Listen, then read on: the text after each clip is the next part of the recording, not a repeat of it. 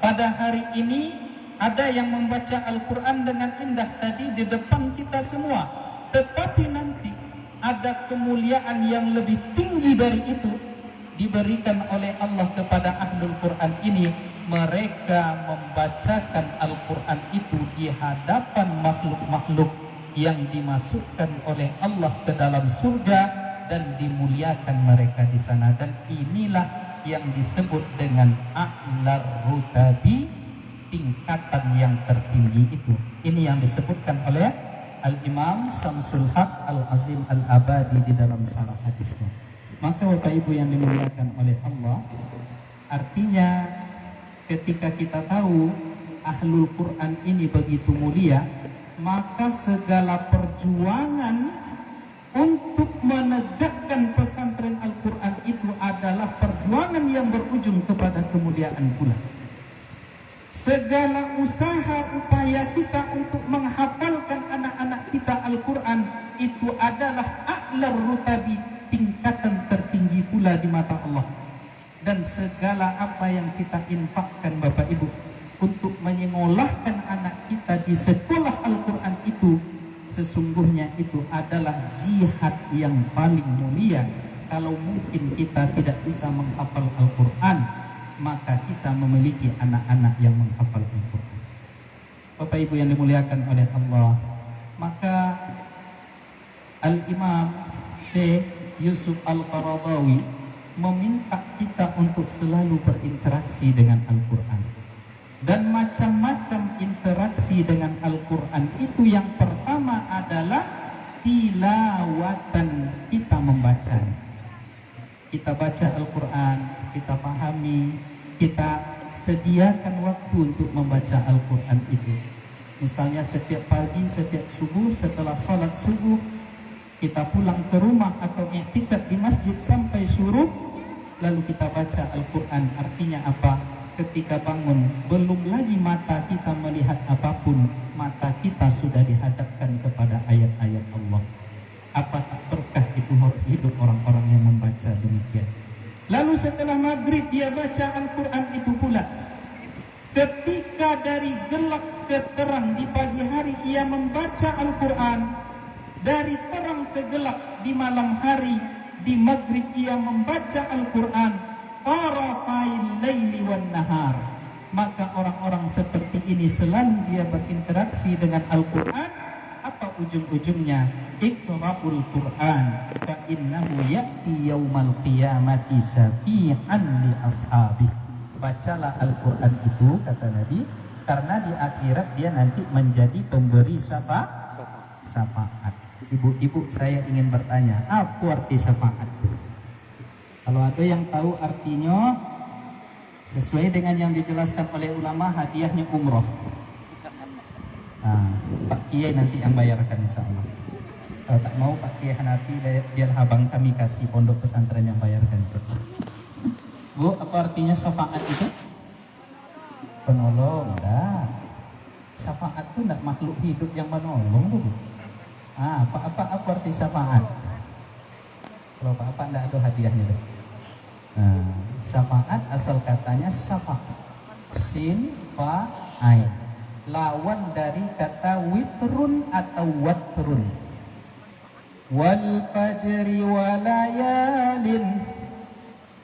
Ya, yang di belakang apa? Pasti hafal. Wal fajri walayalin asar. Apa? Coba suaranya.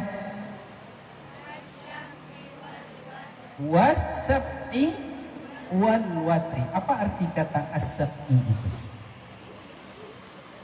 Wasab'i wal watri, demi bilangan genap dan ganjil. Witir adalah ganjil. Nabi mengatakan, ij'alu akhir salatikum bil laili witra. Jadikanlah akhir salat malammu itu adalah witir, maksudnya rakaatnya ganjil. Nah, artinya secara bahasa makna dari syafa itu adalah genap. Artinya di akhirat nanti para pembaca Al-Quran ini segala kekurangan-kekurangan amalnya digenapkan oleh Allah melalui bacaan Al-Quran. Jadi dapat syafaat itu artinya segala yang kurang-kurang ditambah. Misalnya saya punya mahasiswa Bapak Ibu, setiap masuk pelajaran saya tak pernah dia masuk, ya, 3 kali, 4 kali, 10 kali tak pernah masuk. Lalu ketika hadir ujian, karena dia tak masuk tentu tak bisa menjawab pertanyaan. Ketika saya koreksi lembar jawabannya, saya lihat data dia absennya, ternyata ini mahasiswa layak mendapatkan nilai tidak pernah masuk, tidak pernah belajar, tak bisa pula menjawab soal ujian. Kira-kira apa nilai yang layak diberikan itu Bapak Ibu? Ya, A, B, C, D. C itu masih bisa, itu kalau D, kalau saya E barangkali Pak, ya, kasih nilai E, tak lulus dia mata kuliah.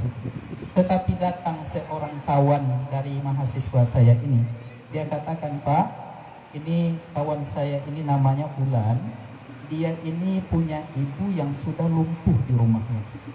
Karena ibunya ini lumpuh, jadi setiap hari dia harus bekerja, setiap hari dia harus berkhidmat kepada ibunya. Itulah sebab dia tak bisa masuk setiap hari di pelajaran Bapak ini, karena dia harus berkhidmat, berbakti kepada ibunya yang sudah lumpuh. Maka tertegun saya waktu itu Bapak Ibu, nilai yang E tadi saya angkat menjadi A. Apa sebab? Orang tua. Kodeks siang hari mungkin kurang masuk kaji nampaknya. Belum makan siang, ini belum makan siang nih Bang. Ya. Kenapa diangkat menjadi nilai A yang tadinya E? Karena Orang tua. berbakti ke orang tua, itulah inti amal yang kita ajarkan dari hadis-hadis selama ini yang kita ajarkan di fakultas itu. Dia langsung mengamalkan yang kita ajarkan teori. Akhirnya segala kekurangannya karena tak dapat soal ujian, karena tak hadir ketika muhadarah, ketika perkuliahan, maka akhirnya dia mendapat syafaat. Karena apa? Karena dia berbakti kepada ibunya yang sudah lumpuh. Inilah makna dari syafaat. Kita tengok amal kita, sholat kita, ternyata banyak kurangnya. Tak layak masuk surga dengan sholat kita. Contohnya apa Bapak Ibu? Ketika sembahyang, di mana hilangnya kunci mobil, kunci rumah, kunci segala kunci, ingatnya di dalam Sholat. ngaku lah Pak. Di mana ingatnya itu? Ngaku Bapak nantang. Ibu-ibu lah. Bu, biasanya yang hilang-hilang itu ingatnya di mana? Di saat sholat. Nah, diganggu sholat kita sama setan. Nah, artinya kalau kita tengok amal kita, ya Allah, tidak mantap rasanya kita berani mengatakan alladzina hum fi salatihim khashi'un, yaitu yang orang-orang dipuji oleh Allah salat mereka khusyuk. Kenapa tidak khusyuk? Diganggu oleh setan. Akhirnya apa? Tak berani kita menyatakan, tak pede kita masuk surga, maka kita perlu kepada syafaat. Nah, dari mana didapatkan syafaat itu? Di antara syafaat yang bisa kita dapatkan adalah dari membaca Al-Quran. Maka kata Allah, naiklah derajat engkau nanti di akhirat. Lalu setelah membaca Al-Quran, setelah menghafal Al-Quran, setelah punya waktu berinteraksi dengan Al-Quran, yang kedua kata Syekh Al-Qaradawi, hendaknya kita berinteraksi dengan Al-Quran itu tadabburan, mentadabburinya. Asal kata tadabbur itu adalah dubur, di belakang, ya. Maka ada dalam hadis Nabi, fi duburi kulli salat, maksudnya itu di belakang salat, artinya seusai salat. Dan maaf cakap, dalam istilah fikih dubur itu adalah tempat pembuangan di belakang. Ada dubur, ada kubur, itu bahasa fikih. Nah, jadi tadabbur itu yang makna secara harfiahnya adalah di belakang. Tadabbur mencari, memahami apa yang ada di balik yang dibaca itu. Di belakang apa yang dibaca itu ada rahasia. Maka kita cari. Ternyata ketika Allah Subhanahu wa taala menceritakan penciptaan manusia, wa ja'ala lakumus sam'a wal absara wal afidah. Allah ciptakan manusia, Allah ciptakan apa?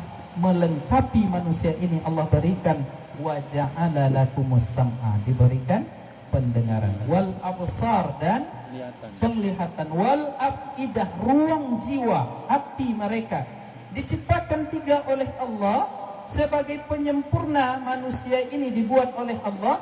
Kenapa rahasianya dikedepankan as-sam'a? Kenapa didahulukan pendengaran? Kenapa tidak Allah sebut mata dulu, hati dulu? Ternyata dikaji oleh para ulama-ulama, ditadabburi ayatnya, ternyata fungsi yang paling cepat berfungsi dari manusia itu adalah pendengarannya. Dan fungsi terakhir yang akan hilang nanti dari manusia itu pula adalah pendengarannya. Makanya ketika lahir dia disunnahkan untuk membacakan azan atau iqamah. Ketika mati dia disunnahkan pula untuk melantunkan surat talqin, lakinu mautakum la ilaha illallah. Talqin itu artinya manjakan orang-orang yang akan mati itu dengan kalimat la ilaha illallah. Maka Bapak Ibu tadabburi, oh itu rupanya mengapa di dalam Al-Quran itu Allah selalu mendahulukan kata as-sam'a tadi. Itu kita dapat dari tadabbur, belajar kepada guru, ikut ngaji kajian tafsir. Setelah kita baca, setelah kita hafal, lalu kita mengerti artinya melalui proses tadabbur tadi. Marajal bahraini yaltaqiyan bainahuma barzahul la yabghiyan. Allah pertemukan dua laut. Ketika Allah pertemukan dua laut itu, bainahuma barzah, di antara kedua laut itu ada pemisah. Apa pemisahnya? Air tawar. La yabghiyan. Pemisah ini menyebabkan dua laut tadi tidak bertemu. Maka abang kami, abang Hanafi mungkin tahu, Bang Irwan Said juga tahu, mungkin kakak kami juga tahu, ketika kita ke Mesir itu ada di daerah Dimyat pertemuan antara laut Mediterania dengan laut Merah. Itu ada air sungai Nil yang tawar yang memisahkan mereka berdua ini. Dan konon katanya disitulah dulu pertemuan Nabi Musa dan Nabi Musa dan Nabi Khadir. Ya, Nabi Khadir ini masih hidup atau udah meninggal, Bu? Hidup. Hidup. Pernah ketemu? Enggak. Mayoritas ulama berbeda pendapat, tetapi mayoritas mengatakan Nabi Khadir ini masih hidup. Ada orang yang diberikan karunia oleh Allah berjumpa dengan Nabi Khadir ini. Dan Nabi Khadir ini biasanya di dekat lautan, sedangkan Nabi Ilyas di daerah daratan. Itu sementara ulama yang berpendapat seperti itu. Tapi bagi siapa yang belum bertemu, jangan pula mencari-cari ya, karena memang itu karunia Allah Subhanahu wa taala. Bahkan guru kami di Mesir ada yang berjumpa dengan Nabi Khadir ini, diberikan beberapa wirid-wirid. Itu pengakuan salah seorang masyayikh kita, tapi boleh percaya boleh tidak. Tapi saya termasuk yang percaya, ikut jumhur ulama, karena memang mayoritas ulama mengatakan Nabi Khadir itu masih hidup. Cuma ditutup pandangan kita oleh Allah untuk melihatnya. Di mana dia tak perlu kita cari. Kaji kita tidak tentang itu. Tapi kaji kita adalah mentadabburi Al-Quran, mencari makna di balik apa yang kita baca. Sehingga setelah membaca dengan tadabbur tadi bertambah iman kita. Nah, lalu yang terakhir, setelah tilawatan wa hifzan wa tadabburan, diinginkan setelah itu nanti adalah bagaimana orang ini dia nanti akan menjadi amalan, pengamal isi Al-Quran itu. Makanya konsep Rasulullah itu, Bapak Ibu, setelah Al-Quran, setelah iman baru Quran. Ya, jadi Rasulullah itu mendidik para sahabat, kuatkan iman, setelah imannya mantap baru ajarkan Quran. Sehingga dengan Al-Quran yang diajarkan setelah iman mantap tadi, fazdada bihi imanana, bertambahlah iman kami mantapnya dengan membaca Al-Quran. Karena sekarang ini banyak Bapak Ibu, ini kritik ke kita pribadi kita masing-masing, ke seluruh pengelola tahfiz, ya. Perlu sisi imannya ini dulu, tauhidnya, akidahnya kita tekankan supaya dia nanti tidak hanya membaca tapi tidak masuk ke dalam kalbunya. Makanya tadi yuqalu li sahibil Quran dalam Sunan Abi Dawud itu dikatakan liman yaqra wa yahfaz wa ya'mal bil Quran la liman lam ya'mal bil Quran. Ini bagi orang yang ngamalin Al-Quran. Bagi yang tak ngamalin sekedar ngapal saja, itu nggak masuk nanti ke hadis yang kita baca tadi. Dan ini kami pribadi bukan hendak ingin melemahkan semangat Quran kita, tidak, demi Allah. Tetapi kami pernah menemukan dulu ketika kami di Mesir, ada yang kerasukan, Pak. Kerasukan ini kan biasanya di antara obatnya adalah ruqyah, kan, dibacakan ayat-ayat Al-Quran. Ada kawan kami yang hafal Quran, datanglah dia meruqyah kawan yang sedang kesurupan ini. Bismillahirrahmanirrahim. Alhamdulillahi rabbil alamin arrahmanirrahim. 3 kali Al-Fatihah. Baca awal Al-Baqarah. Dibacanya ayat Al-Quran, ayat kursi dan lain sebagainya. Yang kesurupan ini tidak ada efek rupanya setelah terakhir dibacakan kul huwallahu, kul a'udzu birabbil falaq, kul a'udzu birabbin nas, karena dia orang Minang. Apa kata yang kesurupan itu? Allah tu jangan dibaca jule semua awaknya kecil. Saya kaget waktu itu. Ya, sudahlah, jangan dibaca juga lagi kata jinnya. Semua awaknya. Padahal yang membaca kok hafal Quran, tapi tidak tahu hafal Qurannya apakah bagus. Tapi terkenal di kalangan mahasiswa itu dia punya hafalan Al-Quran yang banyak, atau dia hafal Quran 30 juz. Lalu datang teman kami yang satu lagi, hafal Quran juga, tapi terkenal komitmen dengan sholat berjamaah, akhlaknya bagus, tidak banyak catat. Datang melangkah ke rumah itu, Pak, dibuka pintu rumah, Allahu Akbar katanya, langsung sadar orang yang kesurupan itu hanya dengan kalimat Allah. Ternyata efek dari iman si pembaca Al-Quran yang mentadabburi tadi, yang mengamalkan tadi, bisa memberikan efek kepada kebaikan orang yang kesurupan tadi. Ini contoh nyata saya. Cobalah awak, Pak, ya, ada orang kesurupan, coba kan, ya, jangan-jangan kecil jin tuh Allah tuh Pak semua awak. Ya, na'udzubillah. Tetapi ini bukan hendak ingin, ya, melemahkan semangat Quran kita, tidak. Tetapi kita berbicara tentang yang ideal. Yang pertama bacaan dan hafalan, lalu yang kedua ditadabburi, lalu yang ketiga kita amalkan, maka tercapailah ini nanti Bapak Ibu. Ya, kontribusi santri penghafal Quran dalam menyambut peradaban milenial. Orang-orang yang terlibat dalam futuhat Islamiyah, yang masuk ke Maroko, yang menyebarkan Islam ke Aljazair, bahkan sampai ke Spanyol, Eropa, semuanya adalah penghafal Quran.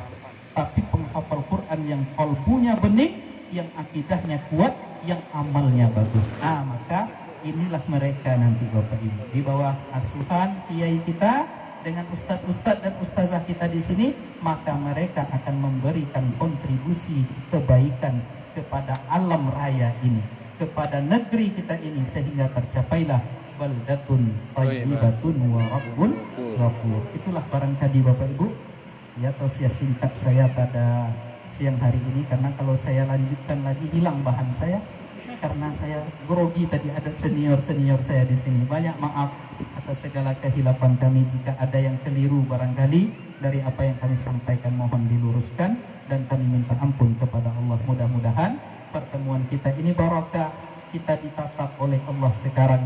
Malaikat hadir bersama kita hari ini mendoakan kita. Apa doa malaikat itu? Allahumma ufir lahum, Allahumma ufir lahum, Allahumma ufir lahum. Ya Allah, ampunilah mereka yang hadir di sini di pondok kita ini, karena tidak ada yang mengumpulkan mereka kecuali kecintaan mereka kepada Allah, kecintaan kepada kitab yang diturunkannya. Amin, amin ya rabbal alamin. Fa'tabiru ya ulil albab la'allakum turhamun. Wabillahi taufiq wal hidayah waridha wal inayah. Assalamualaikum warahmatullahi wabarakatuh.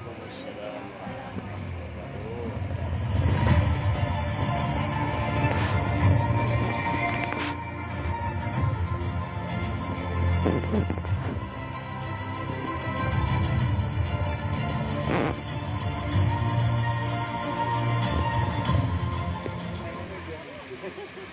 kasih kepada Dr. Haji Ikrom Yasir LCMA.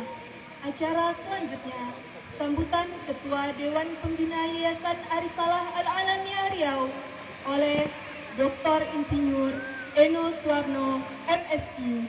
Kepada Bapak, kami persilahkan.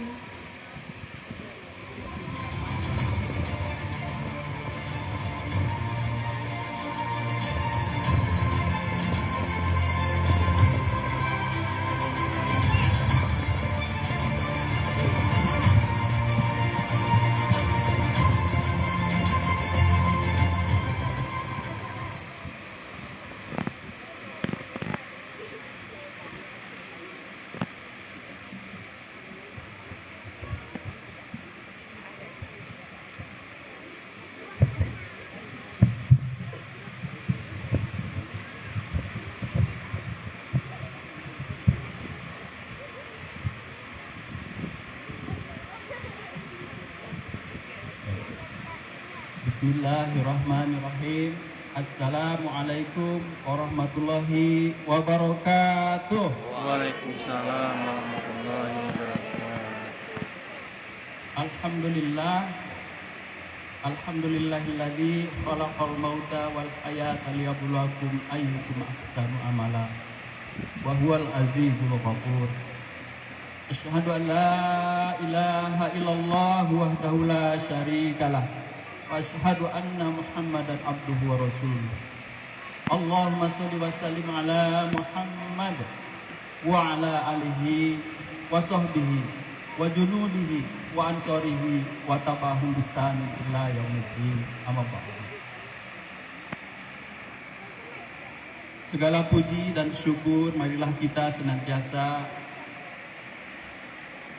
sampaikan kepada Sang Khalik Pencipta kita yang telah menurunkan kita ke dunia sejak kita lahir, dan kemudian Allah turunkan Al-Quran untuk menjadi pedoman hidup di alam yang mungkin bagi kita belum kita kenali sebelumnya.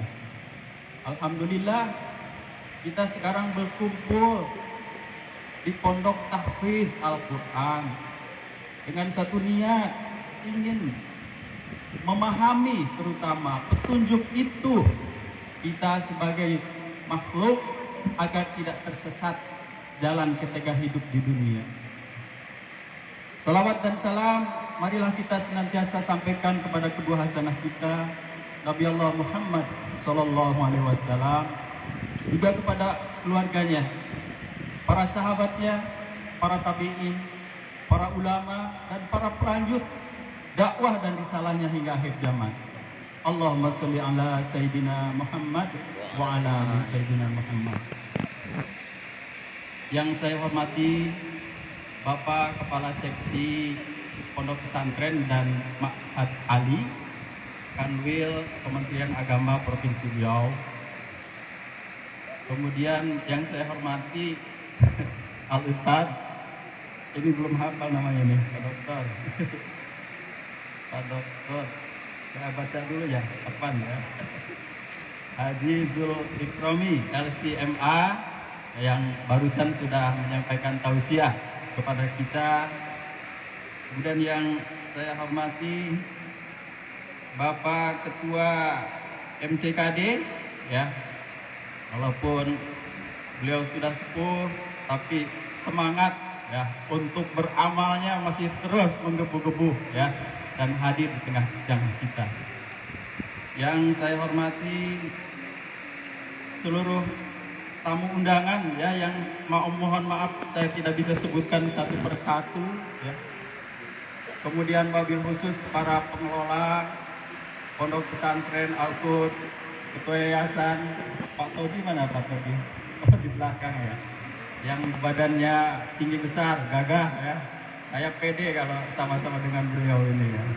Suaranya lantang. Beliau ini salah seorang kabid ya di Bapeda Kota Pekanbaru ya. Yang kita hormati dan juga kita muliakan pimpinan pondok pesantren Al-Quds, Kiai Haji Ustadz Hanafi Nasution LC Al-Hafidh, kemudian para orang tua, para di sini juga ada perintis ya, Ustadz Irwan Said masih ada, sama istri ya, alhamdulillah. Beliau ini juga termasuk para ustadz perintis di sini. Kalau kami ini kebetulan generasi penerus ya Ustadz. Kita melanjutkan apa yang sudah dirintis oleh beliau-beliau itu sejak tahun 2020 ya. Jadi lebih kurang baru 2 tahun. Kemudian juga yang kami banggakan para kepala sekolah, para guru, para musrif-musrifah ya, yang dengan tekun terus membimbing para santriwan dan santriwati, dan wabil khusus juga pada generasi penerus ya, para santriwan dan para santriwati yang membanggakan kita semua sebagai orang tua.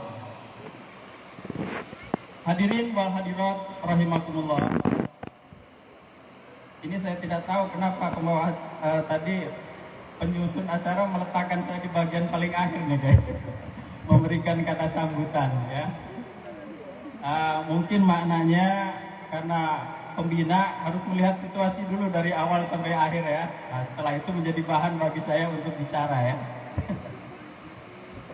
Bapak-bapak hadirin wal hadirat rahimakumullah, secara pribadi saya merasa senang ya, merasa bangga, merasa bahagia ya atas diselenggarakannya acara ini. Kemudian kita bisa berkumpul di sini bersama-sama dari seluruh komponen. Ini adalah satu harapan memang dari kami ya, dari orang-orang yang diberi amanah untuk mengelola pondok pesantren ini, bahwa proyek membangun umat, proyek membangun peradaban itu harus dilakukan secara kolaborasi dengan seluruh pihak. Kita membangun pondok pesantren Tahfiz ini bukan untuk tujuan komersial, bukan ya, tetapi kita ingin bertijarah dengan Allah Subhanahu wa taala. Maka dari itu terbuka bagi siapa saja untuk investasi di sini, investasi kebaikan. Alhamdulillah tadi Pak Dr. Fahmi sudah mengajak kita, mari kita galakan gerakan wakaf ya di Bumi Lancang Kuning ini, khususnya untuk pembangunan dan pengembangan pondok pesantren Tahfiz Al-Quds ini. Alhamdulillah dari bapak-bapak para pensiunan karyawan Chevron Duri ya sudah lebih dahulu mewakafkan tanahnya di sini ya. Walaupun sebetulnya kita tidak tergantung ya kepada sarana prasarana ya, tetapi dengan satu keyakinan, apabila kita ingin melaksanakan apa yang Allah perintahkan kepada kita, maka pasti Allah akan tolong kita dan akan digerakkan hati-hati orang yang memang Allah pilih ya untuk sama-sama memberikan kontribusi kepada proyek kebaikan ini. Maka mari ya, ini pondok pesantren ini bukan milik Ustadz Hanafi saja, bukan milik Pak Todi, bukan milik para kepala sekolah, para musrifah, tapi milik kita semua ya. Kita sedang dalam rangka membangun peradaban, dan ini amanah dari Allah Subhanahu wa taala bahwa Al-Qur'an ini harus ada yang menghafalnya, tapi tidak cukup hanya itu, karena Al-Qur'an ini yang sesungguhnya Allah inginkan adalah untuk menjadi pedoman hidup.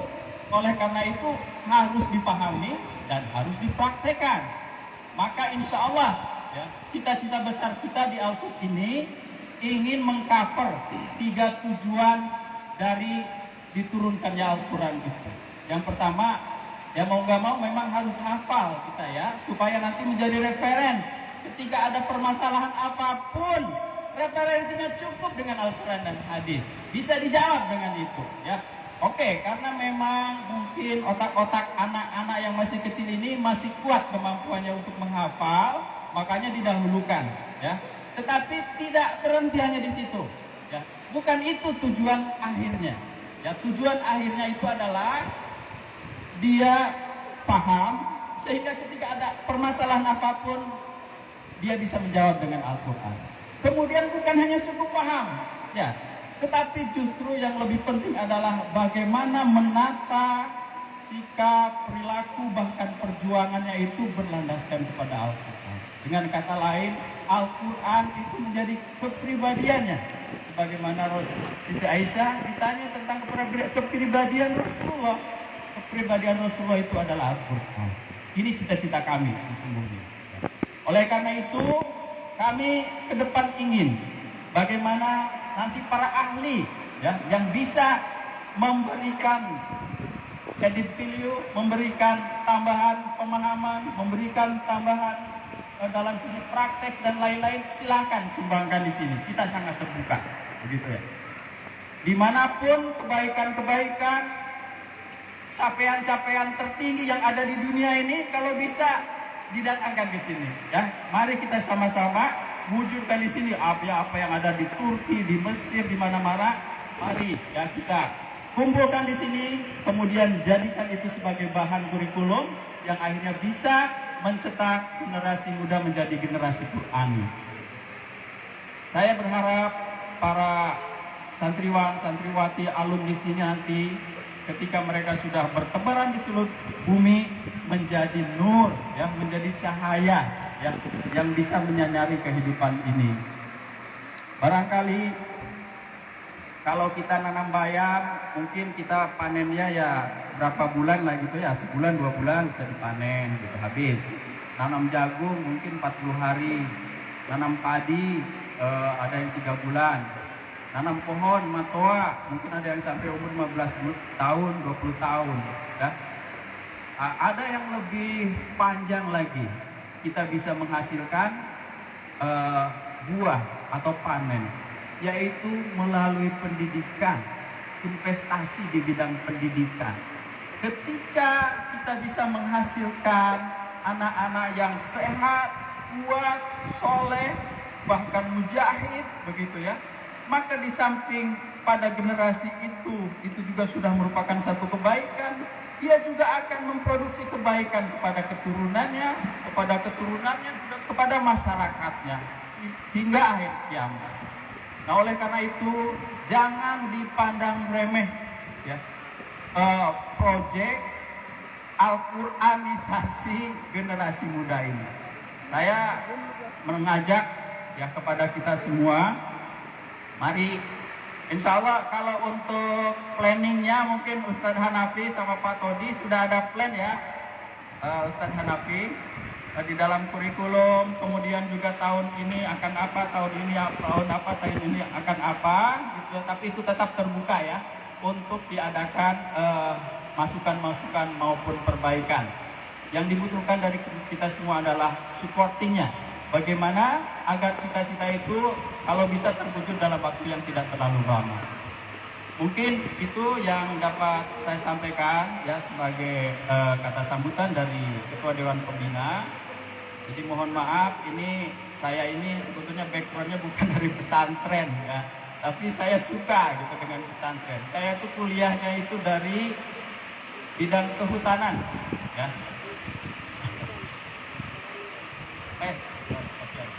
Selamat datang.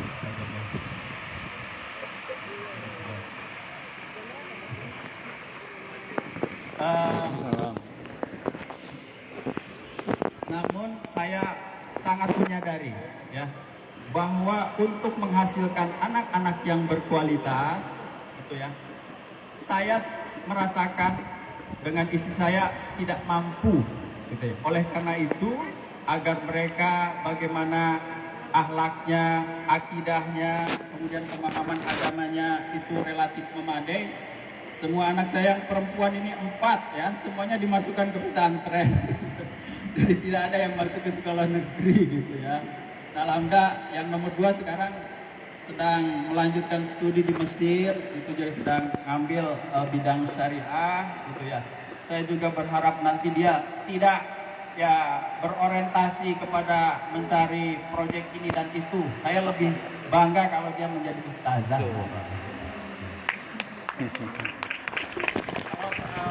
Yang lain-lain nanti bisa diusahakan bersama. Tapi kalau jadi ustazah ini langka saat ini. Itu saya kira semua orang tua menginginkan ya agar anak-anaknya itu pada akhirnya adalah anak-anak yang soleh, solehah, bukan anak yang kaya, tinggi jabatannya dan lain-lain, tetapi melupakan orang tuanya. Nah, kita juga berpesan kepada anak-anak di sini semua ya, bahwa antum semua dididik di sini gitu ya. Jangan lupa doakan orang tua, juga jangan lupa pesan-pesan orang tua agar menjadi anak-anak yang semakin maksimal ya potensi fitrah yang Allah berikan kepada antum semua itu ya. Yang tadi kan kita bisa melihat ya, sudah berkembang tuh, ada yang pandai pidato ya, kemudian juga hafalan Qur'annya bagus dan lain-lain. Itu jauh melampaui treatment yang pernah diperoleh kepada kami generasi sebelumnya.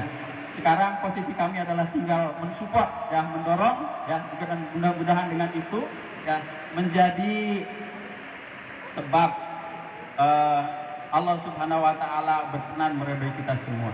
Amin. Demikian Bapak-bapak, Ibu-ibu, hadirin wal hadirat yang dapat saya sampaikan.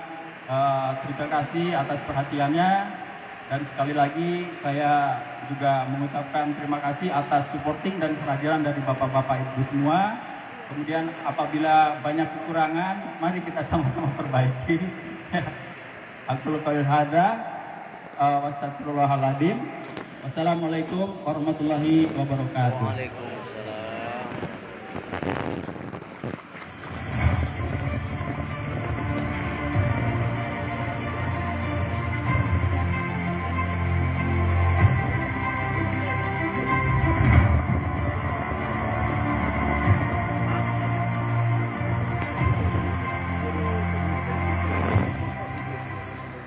Terima kasih kepada Dr. Insinyur Eno Suwarno MSI. Baiklah hadirin, kita berdulu acara kita pada siang hari ini dengan melaksanakan sholat zuhur berjamaah. Acara akan kita lanjutkan kembali setelah menyelesaikan sholat zuhur. Assalamualaikum warahmatullahi wabarakatuh.